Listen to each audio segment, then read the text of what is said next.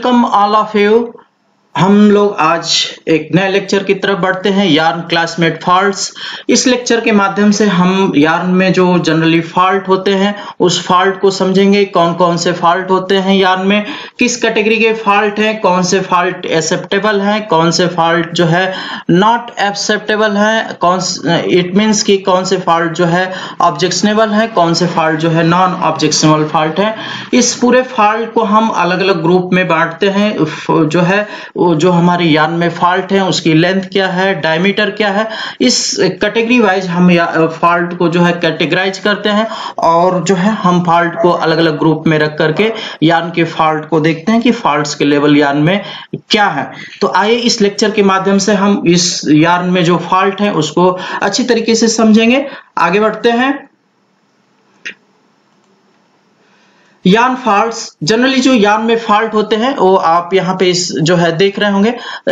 एक हमारा ये नॉर्मल यार्न है, नॉर्मल डायमीटर है यार्न का। इस यार्न के डायमीटर में जो है एक कम लेंथ में यानी 0.1 to 1 सेंटीमीटर लेंथ में अगर जो है डायमीटर सडन बढ़ जाता है तो इस तरीके का जो फॉल्ट होता है उसको जनरली नेप्स जो है नेप्स की कैटेगरी में, नेप्स के वजह से ये फॉल्ट जो है क्रिएट होता है।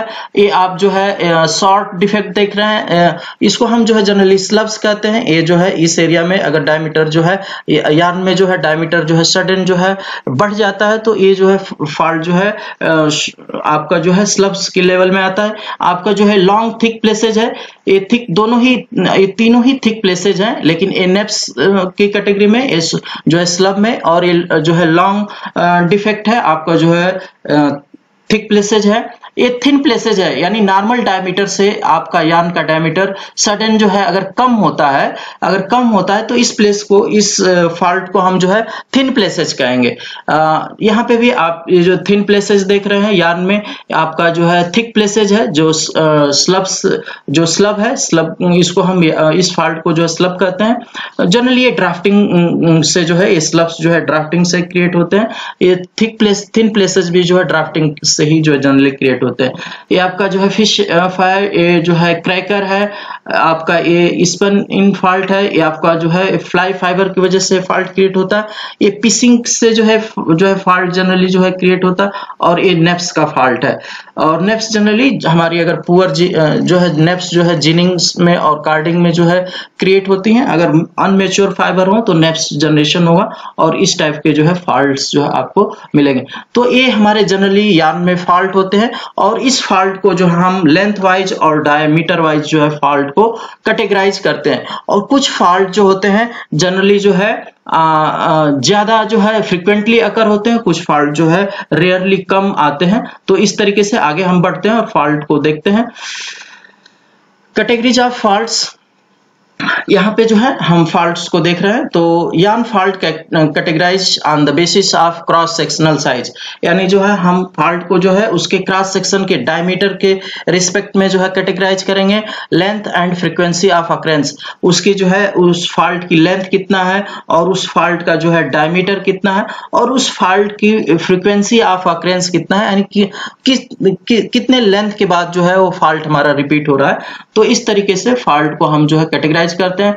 अनिमनेस और इरेगुलरिटी, इम्परफेक्शन और ऑब्जेक्शनेबल फॉल्ट, यानी ये जो हमारे फॉल्ट के जो है कैटेगरी होंगे। ये आप जो फिगर देख रहे हैं ये हमारी जो है वाइंडिंग मशीन का जो है फिगर है। वाइंडिंग मशीन का जो एक पर्टिकुलर स्पिंडल का फिगर है। यहाँ पे जो है हम जिस यार्न का जो है फॉल्ट मेजर करना होता है, नीचे हमारा जो है पेग है, पेग में हम यार्न का जो है कोन या चीज जो है यहाँ पे पेग में जो है फिक्स कर देते हैं। उसको यहाँ क्रिल टेंशन से पास करते हुए सेंसर है और सेंसर से पास करते हुए इस तरीके से हम वाइंडिंग ड्रम से होते हुए वाइंडिंग रोलर पे जो है वाइंडिंग चीज या कोन पे जो है हम इसको जो है वाइंड अप करते हैं। यहाँ मेन जो सेंसर है, सेंसर जो हमारा लगा हुआ है, जो सेंस करता है यार्न के फॉल्ट को सेंस करता है और जो है उस सेंस जो है लेंथ को सेंस करेगा, उसके डायमीटर को सेंस करेगा और सेंस करके उस फॉल्ट की कैटेगरी को, वो किस कैटेगरी का फॉल्ट है वो जो है डाटा स्टोर करता है। सॉफ्टवेयर के माध्यम से जो है डाटा स्टोर होता जाता है और उसकी नंबरिंग जो है काउंटिंग जो है सॉफ्टवेयर जो है काउंटिंग कर लेता है। तो इस तरीके से यार्न में जो भी फॉल्ट आते हैं जो है यहाँ पे सेंसर रीड करेगा और उसको स्टोर करेगा, और स्टोर करके उस फॉल्ट का जो है रिकॉर्ड जो है करता जाएगा, और प्रिंट आउट के माध्यम से जो हमें डाटा जो है प्रिंट आउट मिल जाता है। तो आगे बढ़ते हैं। There are two types of yarn fault: frequently occurring fault and seldom occurring fault। यहाँ पे जो है फॉल्ट को जो है कैटेगराइज किया जा रहा है कि हमारे दो टाइप्स के जो है फॉल्ट होंगे, एक फ्रिक्वेंटली अकरिंग फॉल्ट होंगे और दूसरा जो है सेल्डम अकरिंग फॉल्ट। यानी फ्रिक्वेंटली अकरिंग फॉल्ट यानी जो है बार बार वो फॉल्ट आएगा, जैसे ही हमारी लेंथ बढ़ती जाएगी, जैसे ही हम यार्न को चेक करते जाएंगे, वो फॉल्ट जो है बार बार आएगा। तो उस टाइप के फॉल्ट जो है, एक वो फॉल्ट की कैटेगरी हम देखेंगे जो बार बार आने वाले फॉल्ट है, और एक वो फॉल्ट जो कभी कभी अकर होंगे, यानी हम लंबे लेंथ तक चेक करते जाएंगे यार्न को, और उस लंबे लेंथ में वो फॉल्ट आ भी सकते हैं और नहीं भी आ सकते हैं। तो उस कैटेगरी के उस फॉल्ट को हम सेल्डम अकरिंग फॉल्ट यानी कभी कभी आने वाले फॉल्ट की कैटेगरी में रखेंगे। तो फ्रीक्वेंटली अकरिंग फॉल्ट कौन से फॉल्ट है? This type of faults include thin, thick and naps are measured by evenness tester. These faults occur in range of 10 to 5000 times per 1000 metre, यानी 1000 मीटर लेंथ में जो है ये जो फ्रिक्वेंटली अकरिंग फॉल्ट है, इनकी संख्या जो है 10 to 5000 तक हो सकती है 1000 मीटर में। और सेल्डम अकरिंग फॉल्ट यानी रेयरली अकरिंग फॉल्ट या कभी कभी आने वाले फॉल्ट जो है वो हमारे कौन से फॉल्ट है?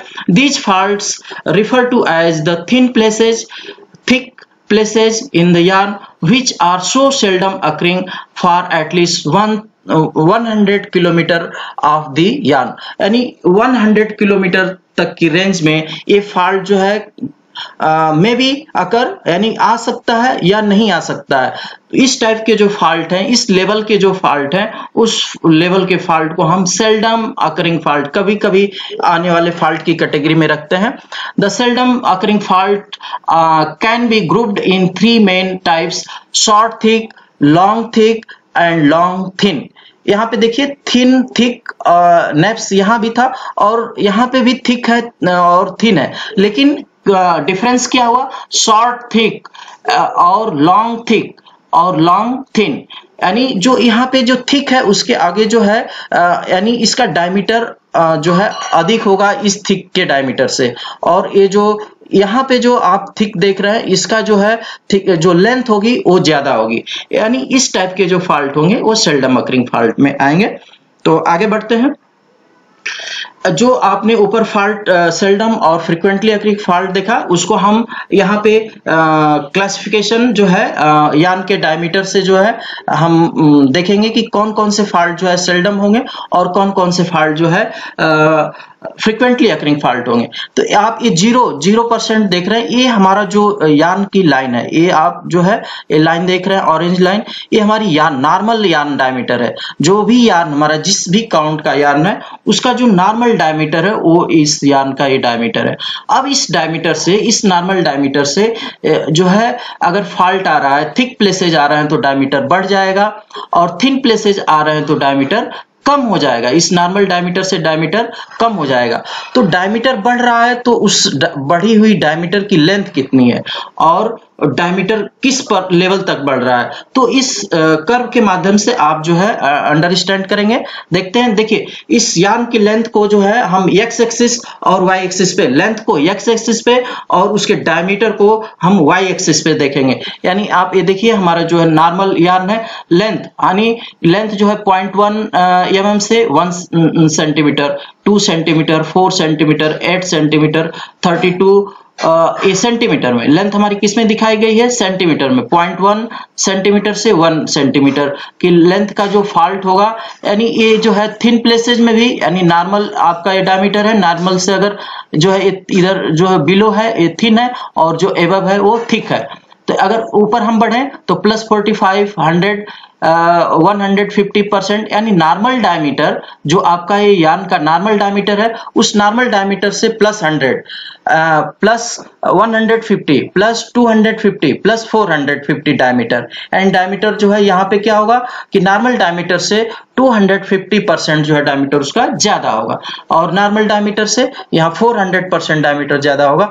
इट मीन्स दैट कि जो फॉल्ट है वो अगर जो है कोई नेप्स है तो जो है 0.1 सेंटीमीटर से 1 सेंटीमीटर की रेंज की है, और अगर उसका जो है डायमीटर 250 तक है, 150 से लेके 250% तक ज्यादा है, तो फॉल्ट A1 कैटेगरी में आएगा।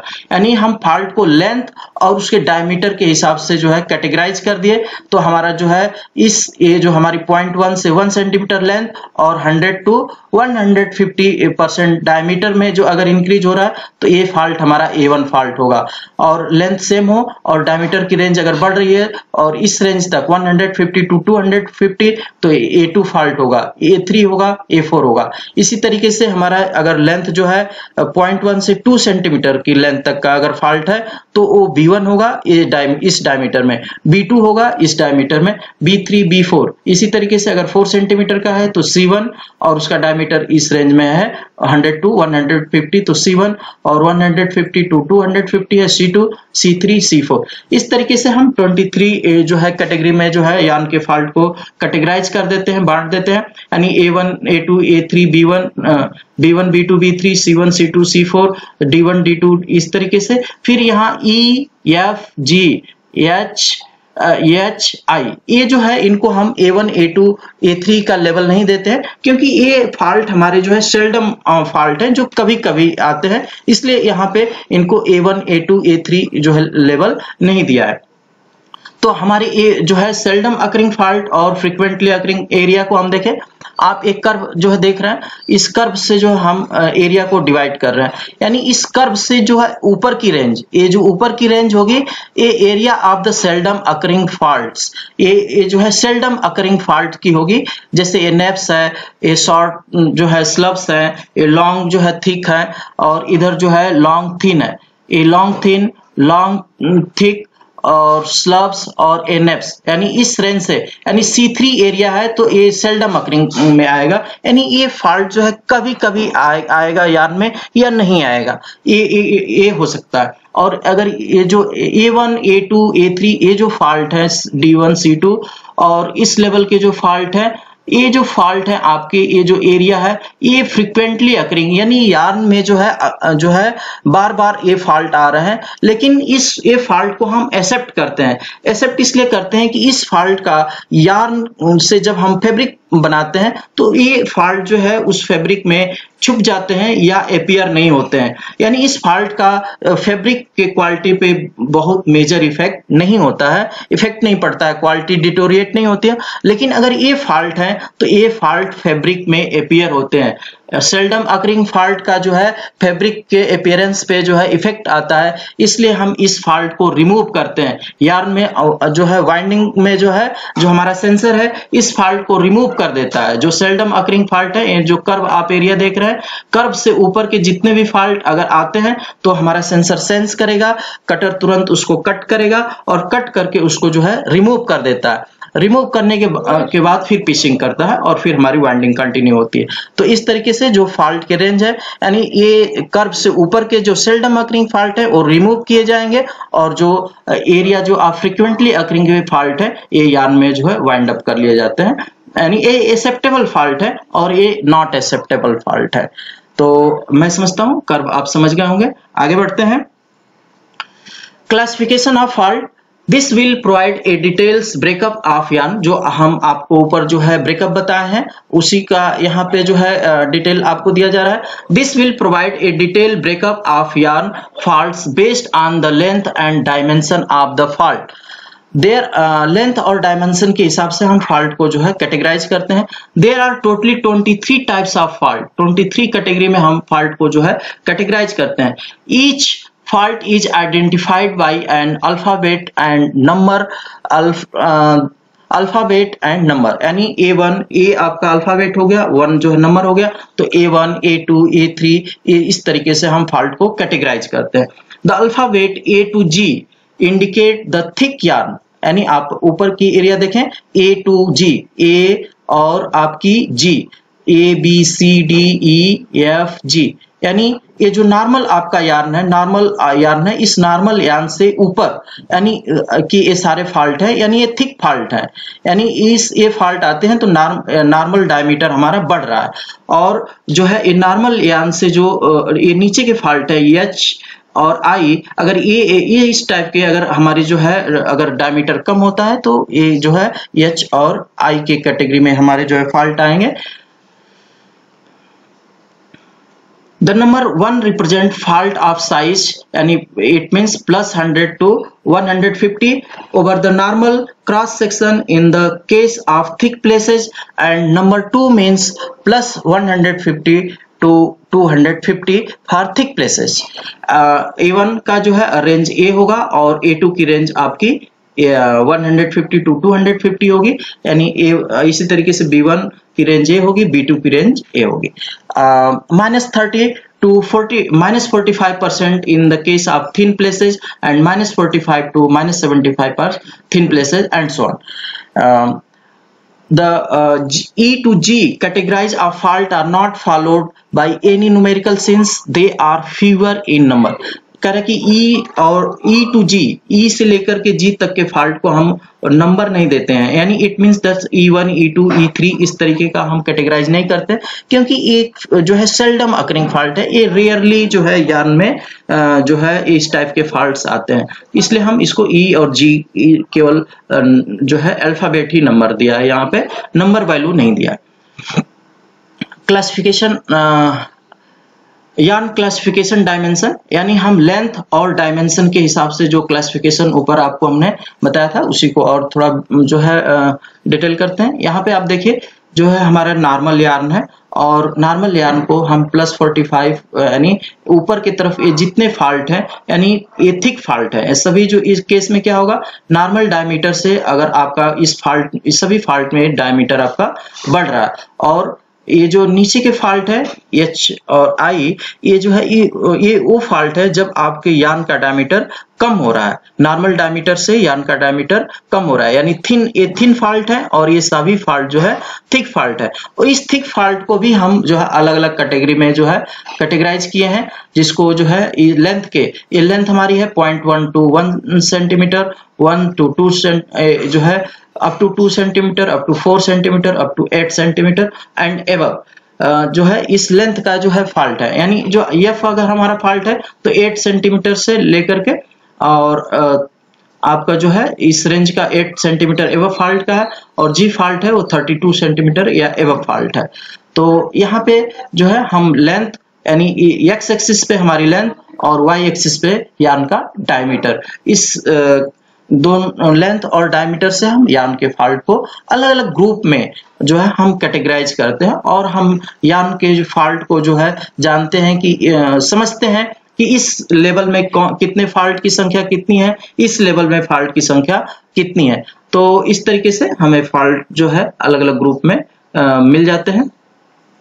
और थोड़ा सा इसको हम डिटेल में देखते हैं। जैसे आपका ये नॉर्मल यार्न है, ये ऊपर की सभी यार्न जो है थिक एरिया के हैं, और नीचे ये नॉर्मल यार्न से जो है ऊपर के जितने भी फॉल्ट आ रहे हैं ये थिक फॉल्ट है, और नीचे जो आ रहे हैं थिन फॉल्ट है। ये देखिए यहाँ पे सभी थिन फॉल्ट है, ये आपके जो है थिक फॉल्ट है, और ये स्लब की कैटेगरी आपकी जो है अगर इस लेवल से में अगर आपका यार्न आ रहा है तो ये स्लब्स की कैटेगरी में आते हैं। तो जब हमें यार्न जो है हम लोग जो है वाइंडिंग करते हैं, तो हमारा जो क्लियरर होता है, सेंसर होता है, उस सेंसर में जो है हम डिस्प्ले पे हम डाटा जो है हमें किस लेवल तक जो है फॉल्ट रखना है, किस लेवल तक नहीं रखना है, हम एक कर्व जो है फीड कर देते हैं उस डिस्प्ले के माध्यम से, फीड के माध्यम से। जैसे हम मान लीजिए हमें ये फॉल्ट नहीं रखने हैं, तो हम यहाँ पे कर्व को जो है इस तरीके से ले जाएंगे, या इस तरीके से ले जाएंगे, इस तरीके से, और कर्व ये हमारा जो है इस तरीके से आ गया। यानी जो ऊपर कर्व के ऊपर आपने जो कर्व के ऊपर वाली जो फॉल्ट है वो फाल्ट जब भी अगर वो फाल्ट आते हैं यान में, तो सेंसर हमारा उसको सेंस करेगा, कट कर देगा, और कट करके फिर उस फाल्ट को जो है रिमूव करके और फिर उसकी पिचिंग करके वाइंड अप करता है। और नीचे के जो कर्व से नीचे की एरिया के फाल्ट होंगे वो यान में वाइंड अप होते जाते हैं। तो इस तरीके से हम यान के जो है फाल्ट को क्लासिफाई कर लेते हैं। और एक जो है कर्व के माध्यम से और हम ब्रीफ करते हैं। यहाँ पे देखिए, ये हमारा नॉर्मल यान है, जो नॉर्मल यान के डायमीटर में फ्रिक्वेंटली अप डाउन हो रहा है। ये इस तरीके से जो है, ये इस तरीके से जो है, जो अप डाउन डायमीटर में हो रहा है, इसको हम अनइवनेस कहेंगे। इसको हम क्या कहेंगे? अनइवनेस कहेंगे।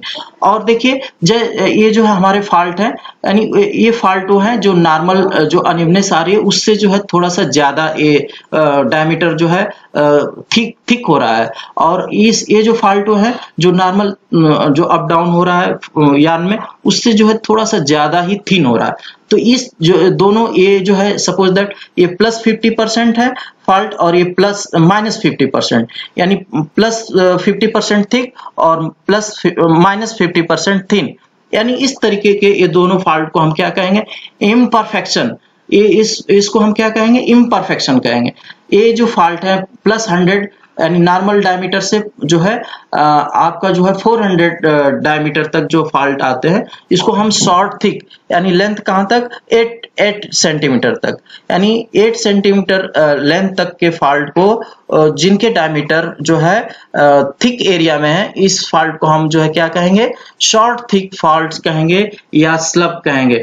और ये जो है यहाँ पे देखिए 8 सेंटीमीटर से ज्यादा, 8 सेंटीमीटर से थिकनेस जो है, यार्न थिक है लेकिन उस लेंथ कितनी है? 8 सेंटीमीटर से ज्यादा है। ऐसे फाल्ट को हम लॉन्ग थिक फाल्ट कहेंगे। यानी ये ऐसे फाल्ट आते हैं तो ऐसे फाल्ट को हम क्या कहेंगे? लॉन्ग थिक फाल्ट कहेंगे। और यहाँ पे देखिए लॉन्ग थिन फाल्ट हमारे कौन होंगे? 8 सेंटीमीटर, यानी ये यार्न है, यार्न में जो है 8 सेंटीमीटर और उससे ज्यादा, 8 सेंटीमीटर या उससे ज्यादा जो लेंथ फाल्ट की लेंथ है, उस लेंथ को हम जो है लॉन्ग थिन जो है प्लेस कहेंगे, लॉन्ग थिन फाल्ट कहेंगे। तो यहाँ जो अलग अलग हमारे फाल्ट आ रहे हैं वो आप इस क्लासिफिकेशन से समझ गए होंगे। उस्टर क्लासमेट एक इस स्लाइड से आप ये देख रहे हैं कि जो हमारी नेप्स जिसकी A1 फाल्ट है, ये फाल्ट कौन सा है? A1 है, A2 है, A3 है, यानी लेंथ आपकी जो है 0.1 से 1 सेंटीमीटर की ही लेंथ है, लेकिन डायमीटर हमारा जो है फाल्ट का डायमीटर बढ़ता जा रहा है। तो उस फाल्ट के डायमीटर से जो इस रेंज में 100 to 150 वो A1 का है, जो 150 से ऊपर है वो A2 है। तो आप जो है यहाँ A1, A2, A3, A4 देख रहे हैं, यानी डायमीटर जो है नेप्स है, इस नेप्स का डायमीटर बढ़ता जा रहा है। और यहाँ पे जो है 1 सेंटीमीटर से 2 सेंटीमीटर लेंथ का फाल्ट है, और यहाँ पे 2 से 3 है, और यहाँ 3 से 4 सेंटीमीटर का फाल्ट है। और ये हमारा B1 है, B2 है, B3 है, B4 है, C1, C2, यहाँ D1, D2, D3, D4 ये आप फाल्ट है। और उसका जो है डायमीटर और लेंथ, ये हमारे फाल्ट की डायमीटर और लेंथ के हिसाब से ये फाल्ट हमारा जो है किस कैटेगरी में, अगर इस डायमीटर का अगर फाल्ट है और इस लेंथ का फाल्ट है, तो ये जो सेंसर हमारा होगा, जो सेंसर जो हमारा लोफे है, उस्टर है, जो सेंसर वाइंडिंग मशीन में जो आपने सेंसर देखा कि सेंसर लगा हुआ, वो सेंसर उसको सेंस करेगा, रीड करेगा, और उसको कहाँ पे, उस फाल्ट को कहाँ पे रीड करके उसकी कहाँ पे काउंटिंग करेगा। अगर इस रेंज का है तो A1 में उसको काउंट कर लेगा। सपोज दैट A1 में मान लीजिए संख्या आपकी 250 दिख रही है A1 फाल्ट में, यहाँ पे जो 100 दिख रही है, यहाँ पे 10 दिख रही है, यहाँ पे 1 दिख रही है। तो इसका मतलब कि सपोज दैट 100 मीटर धागा या 1000 मीटर धागा आपने वाइंडिंग किया है, उसमें जो है इस फाल्ट की संख्या 250 है, इस फाल्ट की संख्या 100 है, 100 है, इसकी जो है 50 है, इस फाल्ट की संख्या 1 है, 1 है। तो इस तरीके से उस जो सेंसर है सेंस करके और उस फाल्ट को कैटेगरी वाइज रीड करता जाता है। Assessment of classmate fault in classmate tester, जो हम जिस सेंसर की बात कर रहे हैं उसी क्लासमेट टेस्टर जो है कैसे उसको जो है असेसमेंट करता है, क्लासमेट करता है, कैटेगराइज करता है। तो due to the existence of fewer fault and nature of distribution of these faults, it is recommended to take randomly at least 5 tests of each 100 kilometre of yarn. कह रहा है कि हम इस फॉल्ट को जो है यार्न में फॉल्ट का लेवल क्या है, उस फॉल्ट को जो है जानने के लिए एटलीस्ट जनरली हम 5 सैंपल लेते हैं। 100 किलोमीटर के 5 जो है सैंपल लेते हैं, 5 टेस्टिंग करते हैं और उस टेस्टिंग से हम कैसे जो है फॉल्ट को जो है हम बताते हैं। The testing yarn has to be carried out on a winder having a uniform winding speed. हम उसको जो है जो आप सेंसर मशीन देख रहे थे, वाइंडिंग मशीन, वहां पे वाइंडिंग करते हैं और यूनिफॉर्म स्पीड पांचों जो है स्पिंडल में सेम स्पीड रखेंगे। One of the testing is over, जब टेस्टिंग हमारी 100 ओवर हो जाती है, खत्म हो जाती है, यानी हमने जो है 100 किलोमीटर या कोई भी रेंज तक हमने जो है धागा जो है चेक कर लिया। The test result are in the form of print out, test जो हम प्रिंट आउट कर लेते हैं। And it contain 2 set of data. कह रहा है कि जो प्रिंट आउट में जो डाटा होगा वो कह रहा है कि 2 टाइप्स का डाटा होगा। One is individual faults and other is cumulative faults पर 100 kilometre of yarn.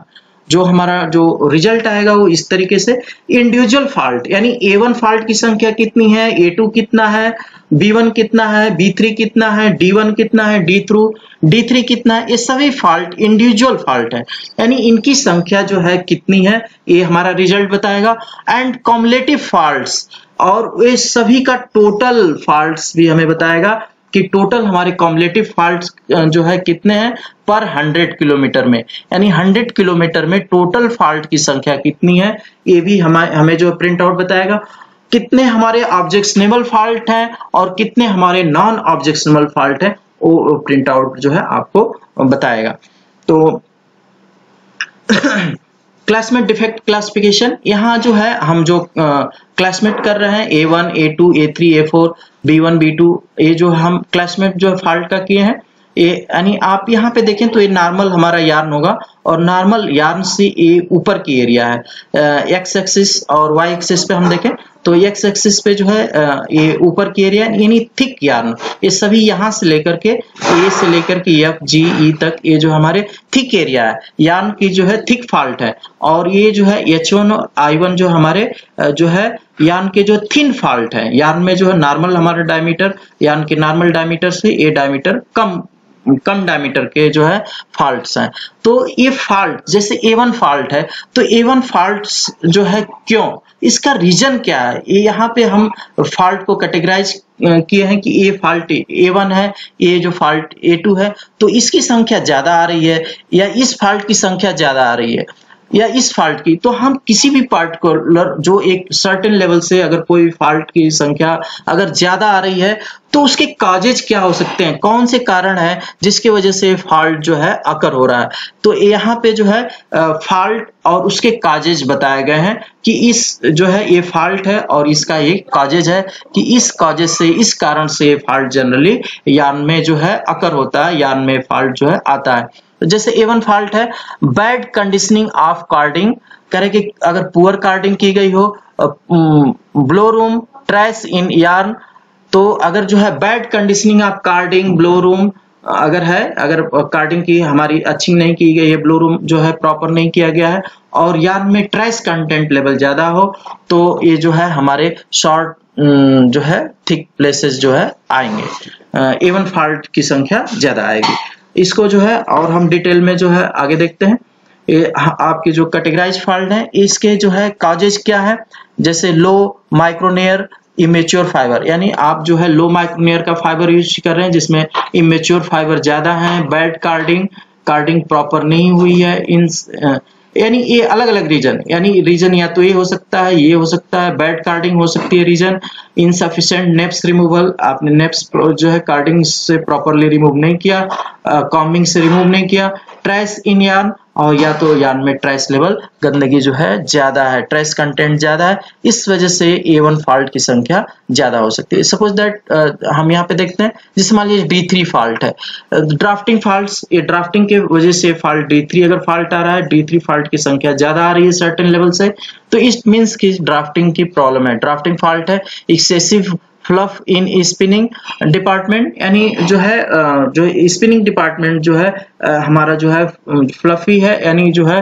Flying fibre की संख्या ज्यादा है, इस वजह से जो है यार्न के साथ जो है ट्विस्टिंग में जो है फ्लाइंग फाइबर ट्विस्ट होकर के D3 फॉल्ट को इनहांस कर रहे हैं, बढ़ा रहे हैं।